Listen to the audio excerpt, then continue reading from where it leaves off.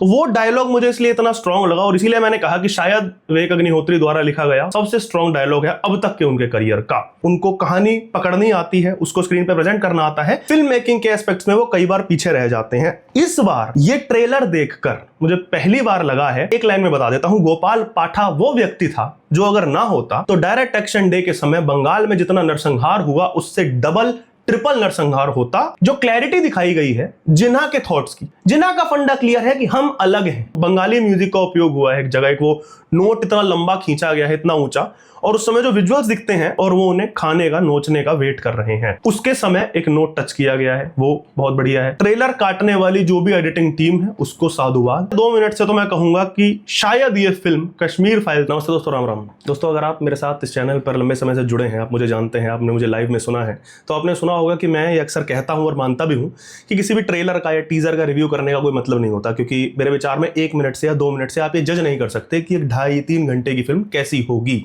मैंने भी अपने जीवन में 2 बार किया है, एक बार आज कर रहा हूं और इससे पहले मैंने किया था स्वतंत्र वीर सावरकर फिल्म के लिए ट्रेलर का जो मैंने रिव्यू किया था। और आज मैं क्यों कर रहा हूं ये शायद आपको वीडियो खत्म होते होते समझ आ जाए। मैंने कश्मीर फाइल्स के निर्देशक विवेक अग्निहोत्री की तीसरी फिल्म इसी कड़ी की, ताशकंद फाइल्स, कश्मीर फाइल्स और अभी बंगाल फाइल्स जो आ रही है, उसका ट्रेलर देखा और मैं स्वयं को रोक नहीं पाया इस पर रिव्यू लिखने से और ये वीडियो करने से। आप वीडियो को अंत तक देखिएगा और बताइएगा कि क्या ये वीडियो बनाने का मेरा औचित्य था या नहीं। हम फिल्म के टेक्निकल एस्पेक्ट्स पे जो अभी तक ट्रेलर में दिख रहे हैं उस पर थोड़ी सी चर्चा करेंगे और ये चर्चा करेंगे कि कितना स्ट्रॉन्ग ये ट्रेलर है और कितना आवश्यक भी। सर्वप्रथम मैं जिस चीज से ये ट्रेलर रिव्यू ओपन करना चाहूंगा वो ये कि पहली बार, और ये मैं बहुत ऑनेस्टली बता रहा हूं, मुझे विवेक अग्निहोत्री की फिल्म मेकिंग की प्रशंसा करने का मन कर रहा है। स्टोरी टेलिंग की नहीं, फिल्म मेकिंग की। जो लोग सिनेमा के बारे में जानते हैं वो इन दोनों में जो महीन सा अंतर होता है वो अच्छे से जानते होंगे। और मैं क्यों कह रहा हूं, मैं बहुत ऑनेस्टली बता रहा हूं कि कश्मीर फाइल्स के समय, वैक्सीन वॉर के समय, मुझे ऐसा नहीं लगा था कि विवेक अग्निहोत्री यार बहुत अच्छे फिल्म मेकर नहीं है, वो अच्छे स्टोरी टेलर हैं, उनको कहानी पकड़नी आती है, उसको स्क्रीन पे प्रेजेंट करना आता है, बट हाँ फिल्म मेकिंग के एस्पेक्ट्स में वो कई बार पीछे रह जाते हैं। इस बार ये ट्रेलर देखकर मुझे पहली बार लगा है कि भाई वो होता है ना कि धीरे धीरे आप सीखते हो, तो ये बंदा सीख गया। हालांकि वो बहुत लंबे समय से है बॉलीवुड में, लेकिन अब देख करके लग रहा है कि हाँ ये एक फिल्म जो है वो पर्दे पर उतारी जा रही है इस बार। क्यों मैं कह रहा हूं कि ये ट्रेलर इतना स्ट्रांग लग रहा है, उसका प्रूफ मुझे देने की जरूरत नहीं है, वो पता चल गया। ट्रेलर लॉन्च हो रहा था उसी समय पश्चिम बंगाल में ट्रेलर लॉन्च हो रहा था, उस पर हमला किया गया या कुछ भी किया गया, वो खुद क्लेम कर रहे हैं ये कि जहां पे उसकी स्क्रीनिंग हो रही थी ट्रेलर लॉन्च की, तार काट दिए गए बिजली के। पूरा एकदम विवाद हो गया केवल ट्रेलर लॉन्च में। खूब FIR वगैरह शुरुआत हो गई है और चलता रहेगा। 5 सितंबर को फिल्म आनी है, लगभग आधा महीना बाकी है, चलता रहेगा तब तक। ठीक है, इस सब कॉन्फ्लिक्ट को, राजनीति को थोड़ी देर के लिए साइड में रख देते हैं, फिल्म मेकिंग की और ट्रेलर की बात करते हैं। तो मैं ऑनेस्टली बताऊं, फिल्म का नहीं पता, लेकिन ट्रेलर मुझे बहुत अपीलिंग लग रहा है। मुझे देख करके अभी मन कर गया कि कल अगर ये फिल्म थिएटर में लगेगी मैं कल देखने चला जाऊंगा। सर्वप्रथम कास्ट की बात करें तो लगभग वही चेहरे हैं जो पहले भी काम कर चुके हैं विवेक अग्निहोत्री के साथ। अनुपम खेर है, वो मोहनदास गांधी बने हैं इसमें। दर्शन कुमार, इनको आप पहले कश्मीर फाइल्स में देख चुके हैं। मिथुन चक्रवर्ती हैं, पुनीत इस्सर हैं, इन लोग को भी आप देख चुके हैं कश्मीर फाइल्स में। पल्लवी जोशी, वो तो मतलब एक तरह से प्रोड्यूसर भी हैं और वो एक तरीके से घर की ही बात है, उन्हीं की फिल्म है। वो जिस रोल में है वो एक सिंबलिज्म टाइप का रोल अभी तक लग रहा है, वो भारत माता बनी है। अब वो किस तरीके से स्क्रीन पे दिखाया जाएगा ये देखना बहुत रोचक होगा। एक नया चेहरा जो हम कह सकते हैं, सिमरत कौर नाम का, मैंने भी उन्हें पहली बार देखा। राजेश खेड़ा, ये जिन्हा की भूमिका में दिखे हैं। ये पात्र मजेदार क्यों बन जाता है, राजेश खेड़ा वही है, मैं चित्र लगा दूंगा, आपने देखा होगा इनको कई फिल्मों में। स्वतंत्र वीर सावरकर में इन्होंने गांधी की भूमिका निभाई थी और अब जिन्हा बने हैं। बहुत ही स्मार्ट मूव था ये, उनके लिए बहुत चैलेंजिंग होगा, इसीलिए देखने में और मजा आएगा। सबसे तगड़ा, सबसे अपीलिंग पात्र जो मुझे इस ट्रेलर में अब तक लगा, वो पात्र सौरभ दास नाम के एक्टर ने निभाया है। मैंने उन्हें नहीं देखा था, बंगाली सिनेमा में अभिनय कर चुके हैं, मैं उनकी फिल्मोग्राफी थोड़ी देखी। वो जिस व्यक्ति का पात्र निभा रहे हैं उसका नाम है गोपाल पाठा। मेरे ख्याल से पहली बार हिंदी सिनेमा में, तो पहली बार उन्हें स्क्रीन पे उतारा जा रहा है। जो लोग गोपाल पाठा को नहीं जानते हैं और जो अभी गूगल करेंगे उनके वैसे ही रोंगटे खड़े हो जाएंगे, और जो जानते हैं उनको मुझे बताने की जरूरत नहीं है, एक लाइन में बता देता हूं। गोपाल पाठा वो व्यक्ति था जो अगर ना होता तो डायरेक्ट एक्शन डे के समय बंगाल में जितना नरसंहार हुआ उससे डबल ट्रिपल नरसंहार होता, डबल ट्रिपल बंगाली हिंदू मारे जाते। बस इतनी पहचान उस व्यक्ति की काफी है। ट्रेलर में जितना वो व्यक्ति स्क्रीन पर दिख रहा है बहुत स्ट्रांग, जैसा कि मैंने कहा पूरे ट्रेलर में मुझे सबसे स्ट्रांग अगर कोई पात्र लगा तो वो यही सौरभ दास जो प्ले कर रहे हैं गोपाल पाठक का। ट्रेलर की बात करें, ट्रेलर ओपन होता है, एक छोटा सा शॉट लिया गया है उसमें, मतलब शॉट इन द सेंस तीर मारा गया है, वो तैमूर नाम पर मारा गया है। वो आप ट्रेलर देखेंगे तो समझ जाएंगे, और आप ये भी समझ जाएंगे कि ये कटाक्ष जो है ये किस पर मारा जा रहा है। वो विवेक अग्निहोत्री जो मार रहे हैं वो किधर मार रहे हैं, वो सही जगह लगेगा जाके। जो हमें धीरे धीरे दिखता है, बंगाल डायरेक्ट एक्शन डे दिखाया जाता है। बंगालियों ने जो झेला, किस कारण झेला, केवल एक व्यक्ति, एक तो नहीं दो थे, मेन जिना था, दूसरा सोहरावर्दी था।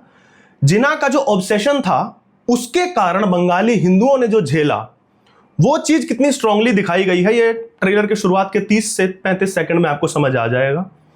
संवाद कुछ इतने गहरे हैं, इतने स्ट्रांग हैं। वो जो गंगा जमुनी तहजीब का वो जो चूरन बांटा जाता है उसकी बत्ती बनाई गई है। मोहनदास गांधी के पात्र को दिखाया गया है, और कुछ ही क्षणों में ये दिखा दिया गया कि कितने डिल्यूजन में वो जीते थे, कितने डिल्यूजन में वो रहते थे कि जिना मेरे भाई और वो सब ठीक है, उन्हें लगता होगा सही, तो वो दिखाया गया।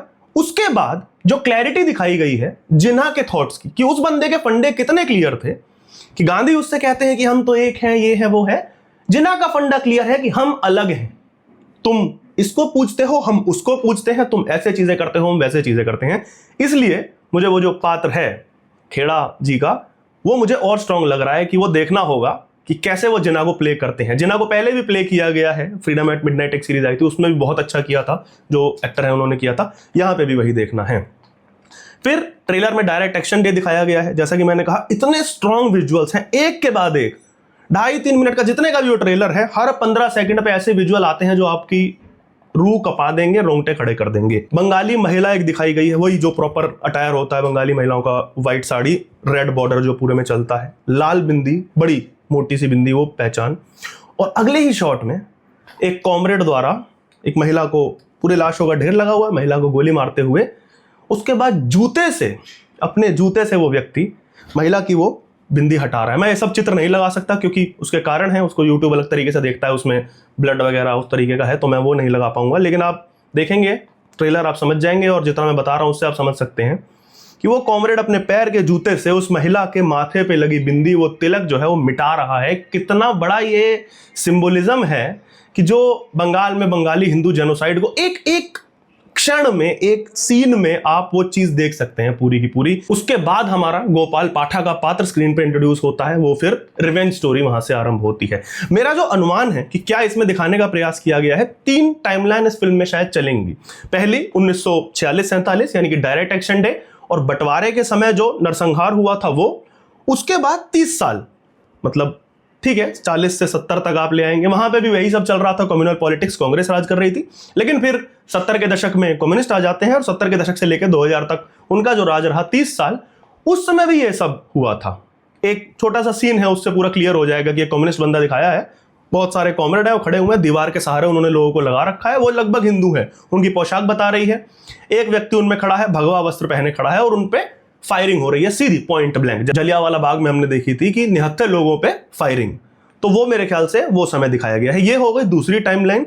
और तीसरी टाइमलाइन मुझे लगता है कि आज का समय जिसमें हमारी फिल्म चल रही होगी, जिसमें हमारा प्रोटोगनिस्ट, हम कह सकते हैं, वैसे ऐसी फिल्मों में कोई प्रोटोगनिस्ट या एंटागनिस्ट एक तो होता नहीं है, आइडियोलॉजी होती है उसमें प्रोटोगनिस्ट और एंटागनिस्ट, लेकिन फिर भी हम मानते हैं हमारा पात्र जो भी शायद दर्शन कुमार जो निभा रहे हैं वो आज के समय में होगा, और वो रिलेट कर रहा होगा कि आज भी वही चल रहा है, जो स्लो जेनोसाइड की बात हुई थी वो चल रहा है, जिसमें विक्टिम जो है वो बंगाली हिंदू है, जिसकी कोई बात नहीं कर रहा। उसी तरह जिस तरह 90 के दशक में कश्मीरी पंडितों की कोई बात नहीं कर रहा था। टैगलाइन भी डाली गई है फिल्म में कि अगर कश्मीर फाइल्स ने आपको हर्ट किया था, यानी कि आहत किया था, तो बंगाल फाइल्स यानी कि ये फिल्म आपको हॉन्ट करेगी, डरा देगी, ट्रॉमा देगी। और अगर मैं ट्रेलर से जज करूं तो ये सच प्रतीत होता है, बाकी फिल्म में हमें पता चलेगा। और जो चीजें कई दिखाई गई हैं, छोटी छोटी चीजें बहुत सारी हैं ट्रेलर में, इतने ही 2 मिनट के ट्रेलर में। वामी इस्लामी कॉकटेल जो होता है बहुत मजेदार, वो दिखाया गया एक ही शॉट में, कि चारों तरफ भीड़ है, हरे झंडे लहलहा रहे हैं, और बीच में कॉमरेड खड़ा है, वही अपना सितारे वाली वो टोपी होती है ना, ची गुवेरा, और वो एक व्यक्ति की हत्या कर रहा है। एक और स्ट्रॉन्ग मैसेज जो मुझे लगता है इस ट्रेलर का सबसे स्ट्रॉन्ग मैसेज था, और उसको लेकर के मैंने ट्वीट भी किया कि शायद ये जो संवाद विवेक अग्निहोत्री ने लिखा है, ये उनके जीवन का सबसे महत्वपूर्ण, सबसे शक्तिशाली और सबसे गहन संवाद है। कि जब बोला जाता है कि जमीन का टुकड़ा ही तो है बंगाल, दे दो पाकिस्तान को, तो ये बात जमीन के टुकड़े की नहीं है, बात है हजारों वर्ष पुरानी बंगाली कल्चर की। वो संगीत, वो भाषा, वो भोजन, क्या सब कुछ दे दोगे? औरोबिंदो, टैगोर, विवेकानंद सबके चित्र दिखाए गए हैं और उस समय एक संदेश दिया गया है कि जमीन का टुकड़ा नहीं है बंगाल, भारत का लाइट हाउस है। अब इस संवाद में जितनी डेप्थ थी और जितनी लेयर थी, लाइट हाउस मतलब मेरे विचार में वो लिखा गया होगा तो ये सोच के लिखा गया है क्योंकि बंगाल में पोर्ट है, समुद्र का तट लगता है, तो टेक्निकली भी वो एक लाइट हाउस की तरह काम करता है। इकोनॉमिक कैपिटल होना चाहिए था बंगाल हमारा, और लंबे समय तक था भी, जब तक बर्बादी नहीं फैलाई गई वहां पे। सारे बंगाली इंटेलेक्चुअल्स की जो फोटो के साथ जब ये संवाद बोला जाता है तो ये बहुत लेयर्स खोलता है कि lighthouse as in Bengal was also the torch bearer, कि जो भारत को एक तरह से राह दिखा रहे थे सारे इंटेलेक्चुअल्स। मैंने बताया ना कि औरोबिंदो का चित्र है, रविंद्रनाथ टैगोर का चित्र है, स्वामी विवेकानंद का चित्र है। तो वो डायलॉग मुझे इसलिए इतना स्ट्रांग लगा और इसीलिए मैंने कहा कि शायद विवेक अग्निहोत्री द्वारा लिखा गया सबसे स्ट्रांग डायलॉग है अब तक के उनके करियर का। और एक चीज बहुत मजेदार बोली गई, ये तो हमने बहुत बार सुना भी है सोशल मीडिया पे, फिल्म में बोला गया है कि जो illegal immigrants, obviously who are those, उनका डेमोक्रेसी के प्रति क्या व्यवहार होता है या डेमोक्रेसी में उनका क्या रोल होता है, ये समझाया गया है। वो आप ट्रेलर में सुनिएगा जरूर। जो बोला गया है ना कि 30% की आबादी हिट करते ही अलग कंट्री की जो डिमांड शुरू हो जाती है। इसी से जुड़ी एक और चीज कि पार्टीशन जो है वो आज खत्म नहीं हुआ। ये एक पात्र हमारा बोल रहा है ट्रेलर में कि पार्टीशन तो शुरू हुआ है, पार्टीशन से वो चीज की नींव रखी गई है जो एक अनफिनिश्ड प्रोजेक्ट है। और इसको आप आज के संदर्भ में देखेंगे, यह आज के बंगाल की कहानी कहता है। और ये मैं नहीं कह रहा हूं, ये प्रूफ्स कहते हैं कि चिकन नेक काटने की बातें, चिकन नेक काटने के स्वप्न आज भी देखे जाते हैं, आज भी वो चीज होती है। कोई बोलता है कि हाँ इतना मवाद डाल देंगे कि बंगाल कट जाएगा, पूरा नॉर्थ ईस्ट कट जाएगा। तो वो देखा जाए तो अनफिनिश्ड बिजनेस था, जो भी कुछ लोग उसका सपना लिए बैठे हैं कि अभी करेंगे। कुछ और स्ट्रॉन्ग विजुअल्स जो हैं, एक बंगाली महिला जो हमारी काइंड ऑफ फीमेल प्रोटोगनिस्ट दिखाई गई है शायद, वो चाकू लेकर के खड़ी है। तो वो विजुअल अगर आप देखेंगे, वो उतना फ्रेम अगर आप देखेंगे, वो लिटरली काली माँ का अवतार अगर आप देख सकते हो वो नजर आता है उनमें। उसके बाद एक बहुत स्ट्रॉन्ग विजुअल पल्लवी जोशी का, जो एक ही विजुअल उनका दिखाया गया है और एक ही संवाद है। उस संवाद में जो उनका सहमा होना, उनकी घबराहट, एक वो वही ये सिंबोलिज्म था बहुत बड़ा कि भारत माँ घबराई हुई है, सहमी हुई है क्योंकि उसके बच्चों का रक्तपात हो रहा है उसके सामने। ट्रेलर का अंत होता है माँ काली की जलती प्रतिमा के साथ और बहुत एक स्ट्रॉन्ग डायलॉग बोला गया है, वो आप ट्रेलर में ही सुनिएगा, मैं यहाँ नहीं बताऊंगा। अंत में फिर वही Kashmir hurt you, Bengal will haunt you, ये बहुत स्ट्रॉन्ग लाइन थी जो ट्रेलर में बोली गई है। टेक्निकलिटीज की थोड़ी सी मैं एक बात करनी चाहूंगा। बैकग्राउंड स्कोर, मैं वही कह रहा हूं कि विवेक अग्निहोत्री मतलब मंझे हुए नजर आ रहे हैं। भाई मुझे पहली बार लगे, मैंने पुरानी फिल्मों ने ठीक है जैसे कश्मीर फाइल्स थी, उसका ऑरा ही इतना स्ट्रांग था, वो कहानी इतनी स्ट्रांग थी कि वहां शायद फिल्म मेकिंग उतनी बैकफुट पे चली गई, पता ही नहीं चला कि फिल्म मेकिंग अच्छी है बुरी है, कहानी बहुत स्ट्रांग थी। यहां पे वो कहानी स्ट्रांग होने के साथ टेक्निकलिटीज पे भी जो ध्यान दिया गया है। बैकग्राउंड म्यूजिक की मैं बात कर रहा हूं, बंगाली म्यूजिक का उपयोग हुआ है एक जगह, एक वो नोट इतना लंबा खींचा गया है, इतना ऊंचा, और उस समय जो विजुअल्स दिखते हैं वो डायरेक्ट एक्शन डे की आपने फोटो देखी होगी जिसमें लाशें बिछी हुई हैं लोगों की और गिद्ध हैं, लिटरली गिद्ध हैं, छतों पे बैठे हैं और वो उन्हें खाने का, नोचने का वेट कर रहे हैं। उसके समय एक नोट टच किया गया है, वो बहुत बढ़िया है। उसके बाद क्या हम सचमुच आजाद हैं, हमारा एक पात्र ये बोलता दिखता है दर्शन कुमार का, उस समय एक बैकग्राउंड स्कोर है, वो भी बहुत अपीलिंग लगता है। तो ये सब चीजें टेक्निकली मुझे बढ़िया लगी। कुछ ऐसा सिनेमेटोग्राफी को लेकर तो भी बता नहीं सकते, कुछ 2 मिनट में उतना कुछ देख नहीं सकते। हाँ, कलर ग्रेडिंग वो लगभग वैसी है, वो विवेक अग्निहोत्री ने अपना जो बना लिया है कि वो ताशकंद फाइल्स में भी वही थी, कश्मीर फाइल्स में भी वही थी, और अभी भी थोड़ा सा वो ब्लू टोन रहता है, थोड़ा सा डार्क टोन रहता है, क्योंकि ये कहानियां उसी तरीके की होती हैं। ऐसे वाले जो कलर टोन्स हैं वो आपको अंदर ले जाते हैं, थोड़ा सा कहानी में थोड़ा डेप्थ, थोड़ा हॉरर फील कराना होता है। कमी अगर मैं एक मानूं जो इतने 2 मिनट की ट्रेलर में मुझे लगी, और फिल्म में भी वही होगी जहां तक मुझे लगता है, और वो इस फिल्म की विवेक अग्निहोत्री के डायरेक्शन की कमी नहीं है, वो बॉलीवुड का एज होल है ही, क्योंकि बजट उतना होता नहीं है हमारी फिल्मों का, लोग डालना चाहते नहीं वीएफएक्स पे, तो वो वीएफएक्स की कमी है कि लाशों पे जो पंछी उड़ रहे हैं वो ऑब्वियसली फेक हैं, तो वो थोड़ा सा पता चलता है, ऐसा लग रहा है रोबोट उड़ रहा है। ब्लड जो दिखाया गया है, खून के चिकत्ते इधर उधर, वो फेक से लगते हैं थोड़े से, लेकिन ऐसी फिल्म में ये सब चीजें यूएसपी होती ही नहीं है। मेन है स्टोरी और उसे दिखाने का तरीका, आपका स्क्रीन प्ले, वो बहुत अपीलिंग है। इस 2 मिनट में तो बहुत अपीलिंग लगा है। बाकी आपकी एक्टिंग या स्टोरी टेलिंग कैसी होती है वो डिसाइड करेगा। ये जो वीएफएक्स है ये कहीं पीछे चला जाएगा। जैसा कि मैंने कहा कि कश्मीर फाइल्स में फिल्म मेकिंग के बहुत सारे जो एस्पेक्ट्स थे वो बैकफुट पे चले गए, ऐसे ही यहां पे अगर एक्टिंग और स्क्रीन पे तगड़ा होता है, संवाद तगड़े होते हैं, जैसा कि मैंने बताया 2-3 मैंने जो सुने मुझे बहुत अपीलिंग लगे, तो ये वीएफएक्स वाली चीज है वो पीछे चली जाएगी, इस पर कोई ध्यान भी नहीं देगा। अंत में जो मैं कहना चाहूंगा एक लाइन में कि ट्रेलर काटने वाली जो भी एडिटिंग टीम है उसको साधुवाद, और विवेक अग्निहोत्री को भी इस फिल्म के लिए तो अभी तक साधुवाद। अभी तक ट्रेलर बहुत स्ट्रांग लग रहा है, अपीलिंग लग रहा है, और इस ट्रेलर से इतने 2 मिनट से तो मैं कहूंगा कि शायद ये फिल्म कश्मीर फाइल्स को सरपास कर जाएगी। 5 सितंबर को फिल्म आ रही है, देखूंगा और डिटेल रिव्यू करने का मैं प्रयास करूंगा। बाकी बस यही था, 2 मिनट में जितना मैं जान पाया वो मैंने इस वीडियो में बताने का प्रयास किया। आपने अगर ट्रेलर देख लिया है और आपको क्या क्या लगा वो आप कमेंट्स में बता सकते हैं।